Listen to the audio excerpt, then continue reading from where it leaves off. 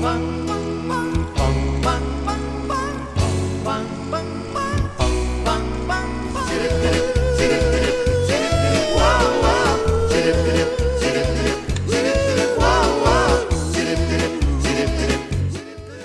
everybody, I'm Rene Ramos, director of the Lynn and Louis Wolfson II Florida Moving Image Archives, and this is Rewind, the show that looks back on Florida's past with historic film and video.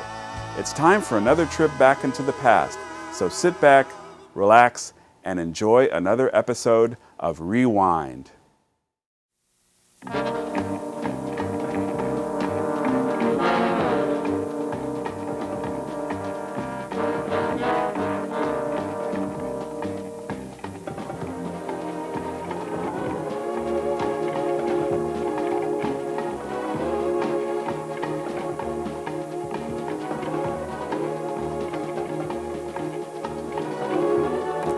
This is Montage with your host, Ralph Rennick.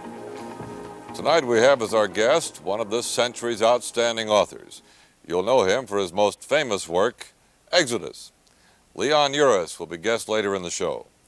But first we have a riddle for you. What's black and white, 66 years old, requires over 2,000 people to keep it going, and after only one day is out of date? Daryl Pollack has the answer. One final clue, it probably arrives on your doorstep every morning. And as you read it, you may never think about what it took to produce the Miami Herald and get it to your home.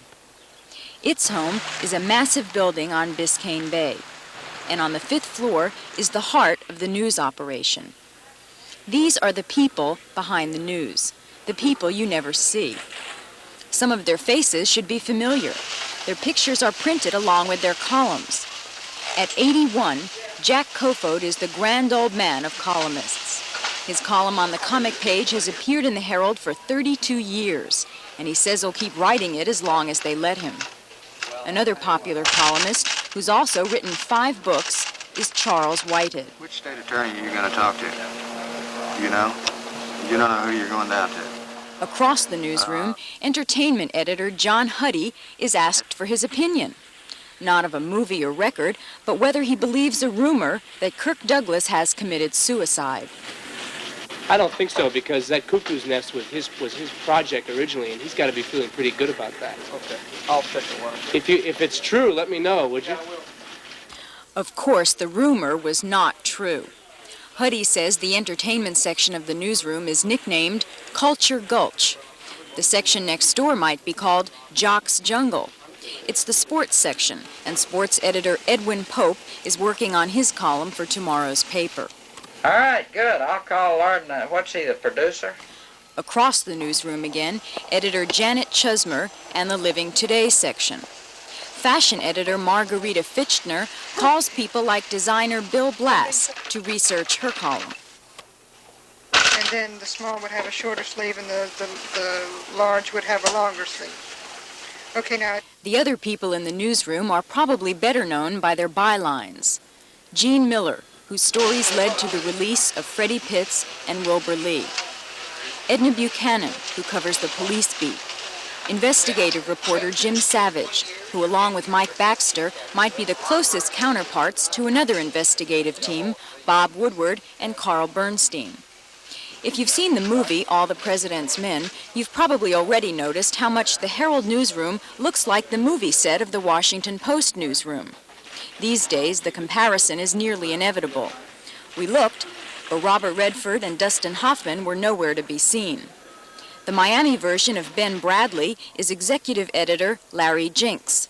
He talked about the impact Woodward and Bernstein have had on journalism.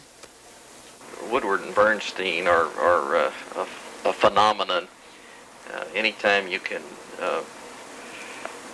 play an active role in the unseating of a president and write a couple of bestsellers and become millionaires and have Robert Redford and Dustin Hoffman play you on the screen, you've gone into some kind of special category. I think it behooves all the rest of us in newspapering to understand that that's a pretty atypical kind of a case. There is something about Woodward and Bernstein that I think that any reporter, certainly any young reporter, can learn, though, and that is that great reporting almost always involves an enormous amount of very, very hard work and stubbornness and willingness to go the extra mile and try and get the story. To deviate momentarily from the news, this is Herald editor Don Shoemaker, the man responsible for the editorial policy. He and his staff determine the subjects and write the daily editorials. They also select letters to the editor from about 100 letters received every day. That's the most obvious way for a newspaper to reflect the sentiment of its community. And this is another way. Más tarde ahí, pero llamé más tarde y estaba ocupado. Óyeme, la dirección de Campo y Campuzano es el 620. El Miami Herald is the new Spanish edition of the paper. It reflects the changing face of South Florida. As community needs like this arise, the newspaper finds ways to provide the information. I try to keep reminding myself and reminding other people that communication is a two-way process. It's sort of easy to forget the people out there if you don't remind yourself of that. And if you forget that, then you've really forgotten your reason for being. We deal with an enormous variety of information. I think that the one thing about a daily newspaper that a lot of people don't stop to think about is the volume of material that goes into it, the different kinds of news that every 24 hours has to be fed into that newspaper in some kind of a way. It's a very complex institution, and it has to be tinkered with all the time to try to make sure that we've got the right mix to satisfy our audience.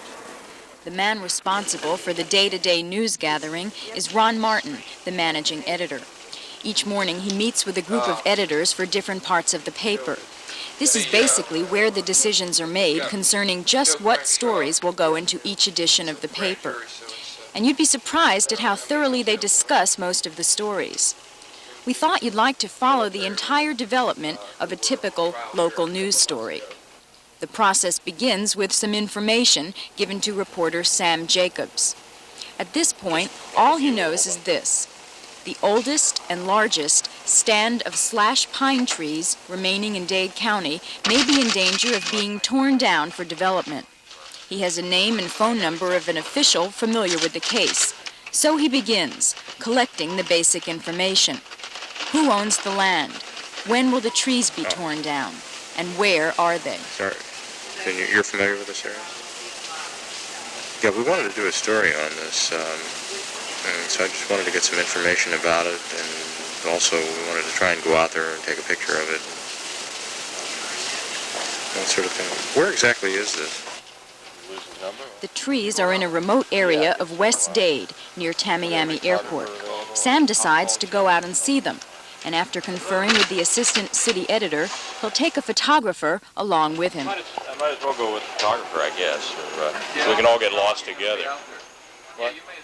Yeah. And believe it or not, that's exactly what happened. They got lost. Turn to the east again, and there's supposed to be some trees knocked down right around there. Not supposed to be Sam found a phone and tried to call his source for better directions. He got no answer, and the story could have ended right here. Except, with a reporter's true instincts, Sam managed to find the trees. George Kochnick snapped a few pictures, and they headed home. Back in the newsroom, Sam tells the editor how he's doing with the story so far. We had a hard time finding them, but we finally did. It's an area of pine trees, except there was one area that was knocked down by a bulldozer, it looks like. That's what that guy was trying to tell me over the phone. The editor also confers with the photographer to find out what kind of pictures he took. Close-ups, wide shots, black and white, color, and what shape he'd suggest for the paper. Then the editor attends his second daily meeting, where he gives a progress report on stories working for that day. For local, we will have that story about that stand of slash pines that is going to be developed. We've still got some calls to make on it. Sam's doing that now. Actually, Sam is on the phone, where he'll spend most of the afternoon. As a matter of fact, if you look around the newsroom, that's how reporters seem to spend most of their time, as if a phone receiver were a permanent attachment. It takes about 10 calls for Sam to get the rest of the information he needs. His sources range from the owner of the land to the president of the Audubon Society. In the meantime, the pictures have been processed and printed. They're stamped with a photographer's credit and the date, and the story subject is typed right on the back. The pictures go to the layout editor in the newsroom. He designs the layout for each page of the local section. The photograph will be featured in a prominent position, since Sam's will be the lead story for the first edition. By now, the pressure is on. Sam has to finish writing in time to meet the 4 o'clock deadline for the first edition. He turns in his story, and it's electronically entered into the Herald's new computer system. The copy editor can make changes in the story directly on the screen. When the story reaches its final version, the editor quickly reads it and writes the headline. A specific amount of space is allotted for the headline, so the number of letters must fit into that space. Sam's story took a few tries, and the editors finally settled on this one: Plan sought to save pines. Now the production department takes over. The story comes out of the computer system as a tape. The tape is fed into a linotype machine, which spits out little metal slugs with the words of the story imprinted on them. Then the story goes over to the makeup man. He puts everything in place according to the directions of the layout. The picture and headline have also been reproduced on metal plates, and everything is put into its slot like pieces of a jigsaw puzzle. When all the space is filled, a proof is made so the editor can spot mistakes. The metal version of the page is used to make up a fiber mat, and the fiber mat is put into another machine that makes 6 copies of the page on huge metal sheets. Still with us? By now, it's just over 1 hour since Sam's story originally came out of his typewriter. The metal plates travel to the press room, where they're covered with ink and used to print the paper. It's so loud here that the employees have to wear ear protection, and the presses move so fast that you can't even see what's being printed. But one of the presses was slowed down so you could see how it works. The paper is printed on huge sheets that are cut and folded into sections. Then in the mailroom, the papers are stacked and ready to move out to you. At this point, the cycle is almost complete. But we have to interrupt. The time we spent over at the Herald couldn't really be called typical, because along with the news Monday afternoon, a very special story came over the wires. A Herald reporter, Gene Miller, had just won a Pulitzer Prize. He was on his day off, but he came into the newsroom to the sound of a standing ovation. Miller won the award for his persistent reporting, which led to the freedom of Pitts and Lee. What made the day even more unique is that this is the second Pulitzer Prize Miller has won. But then we noticed how quickly all the excitement died down, and everyone, including Gene Miller, went back to work. And that incident perfectly symbolizes the significance of a great newspaper. Pulitzer Prize or not, the paper has to get out on time, today and every other day, and these are the people who have to do it. So work goes on, the presses roll, and another day begins.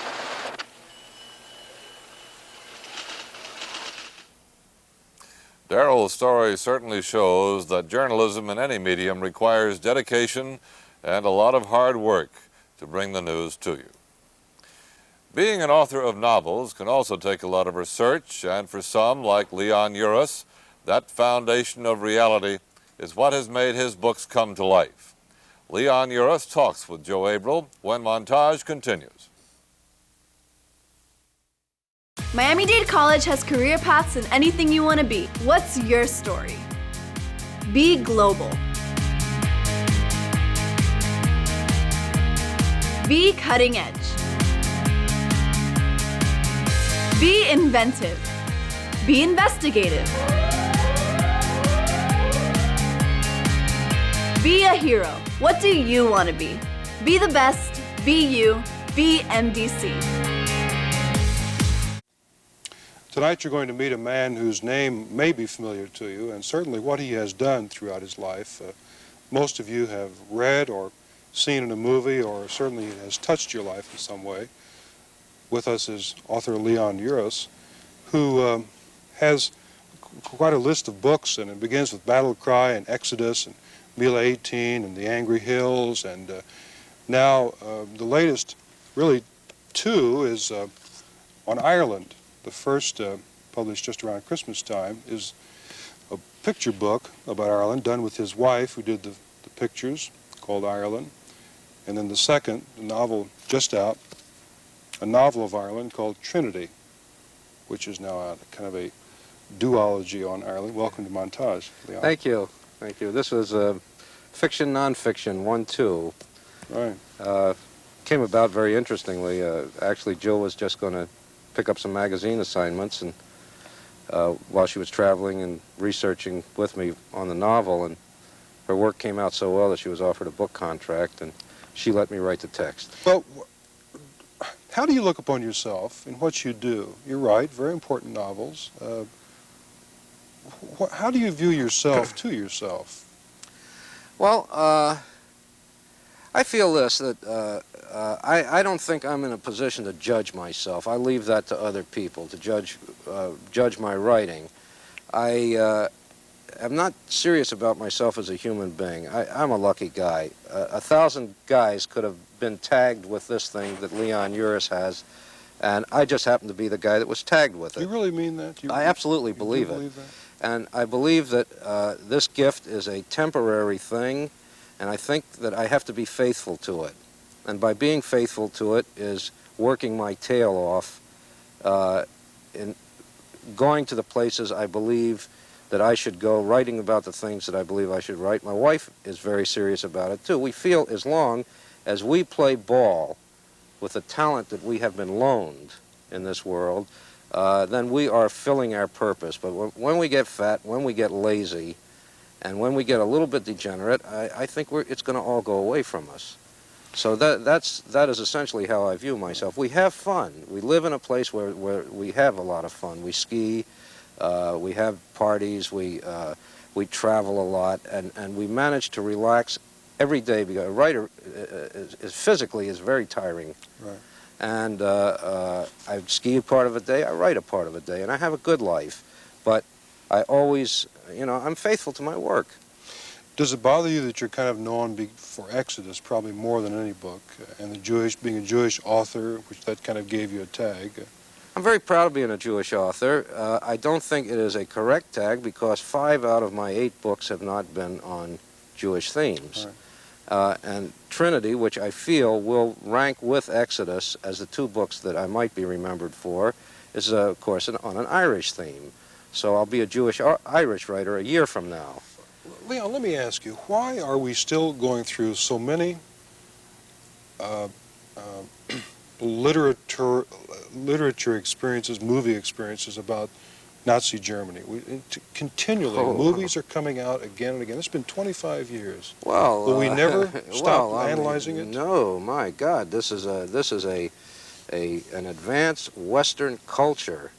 This didn't come out, this didn't erupt out of a jungle. This was the culture that gave us Freud and Schiller and Goethe and Beethoven. This was a great society, an important people in the world who went totally insane. And what it did was destroy every moral value we had built up to the year 1930. From man's beginning, was totally obliterated by a society gone insane, which forces us to keep asking ourselves that question: can we do this? Are we capable? The minute we stop exploring Nazi Germany and say, well, it's over, let's forget it, you know, then we may head for another cycle where we can see another society go that berserk. Have we ever come up with an answer of why it happened? Well, there are a definitive many. Answer. No, there is no definitive answer. There's a vast library on this thing. I mean, you know, the millions and millions of pages. I was involved in one trial, which QB7 came out of. I had a segment of this, you know, sitting face to face with a normal human being who performed sexual experiments in order to work his passage through Auschwitz. I mean, it becomes mind-boggling of what a... See, the question of the Nazi society, the question for all human beings is, what would I do?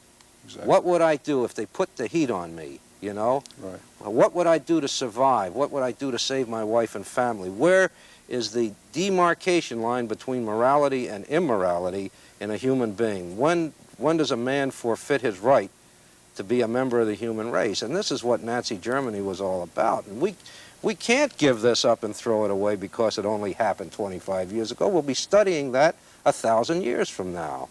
Okay, now let's talk about Trinity, which is the story of Ireland, which I think to most Americans is a land of beauty and humor and tragedy. And yet it is a tragic country today, Northern Ireland certainly.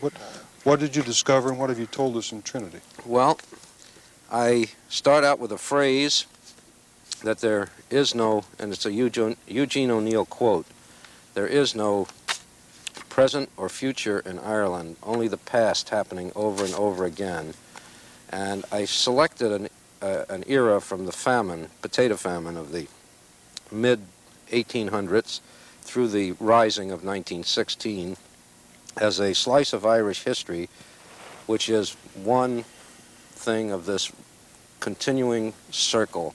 And if you read that, I think it would help you understand what is happening in Derry and Belfast today and in the Republic of Ireland. One reviewer said that you will never pick up a newspaper again and read news of Northern Ireland, and again without understanding it better by reading this book, which is of course a great compliment to the work. Indeed. But essentially what I say is that centuries of injustice have been perpetrated on the Irish people. It is the last bitter fruits of British colonialism. It was their first colony. They made a plantation out of part of it, just like they planted Virginia, you know, threw the Indians out and planted them in with loyal people. And it is the final chapter in this whole tragic cycle of events. 370 intense years of it, and 800 years altogether of their experience in Ireland has come to this. So much violence touches what you do. World War II, the Jewish situation, this. Is that just a part of our life that you find is just inimical to everything we do? Or? I think, I've been asked that question before. I've never really analyzed it. I think that as a novelist, the violence is possibly the most dramatic way to get your point across.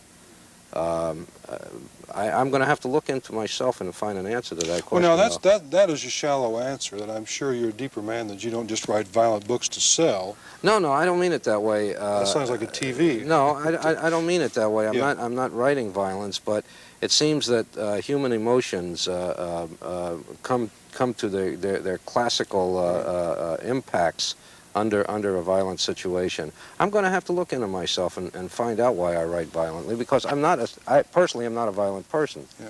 I can't, if I hit my dog, I'm sick about it all day. So this is not a part of my personality, but it might be something very deep in there. That's interesting because of the things you've written, and you kind of have a tough guy look to you. I think that would surprise most people that you don't know why, I'm tough, but not that way. Just in negotiations with publishers, my toughness becomes a little more apparent. Well, Leon Uris, let me thank you on behalf of millions of people who have read your great works through the years and have benefited and grown from them, and the people who have seen the movies who maybe didn't see what you intended, but still gained something of thought and perception from them, and we hope you continue for many more years. Thank you. Thank you for being with us. We'll be right back. Miami-Dade College has career paths in anything you want to be. What's your story? Be global. Be cutting edge. Be inventive. Be investigative. Be a hero. What do you want to be? Be the best. Be you. Be MDC. Next week on Montage, we'll follow a police officer through a day on the job and see what it's really like. We'll also see how some people deal with the fact of cancer, and we'll tell you how you can join a scientific research expedition. And that's our montage for tonight. This is Ralph Rennick. Good evening.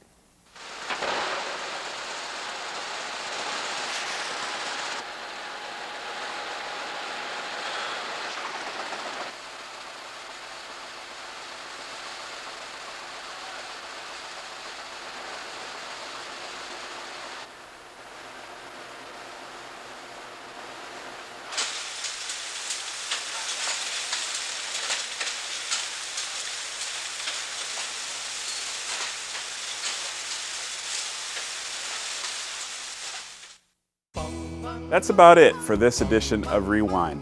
Just time to remind you that Rewind features historical film and video from the Lynn and Lewis Wolfson II Florida Moving Image Archives. To see more from the Wolfson Archives collections, visit our website, wolfsonarchives.org. You can search the archives catalog and watch video online. And be sure to connect to our YouTube channel, where you will find hundreds of carefully curated clips, or link to the Wolfson Archives Facebook page to keep up with our busy calendar of historical happenings. Until next time, I'm Rene Ramos. Thanks for watching.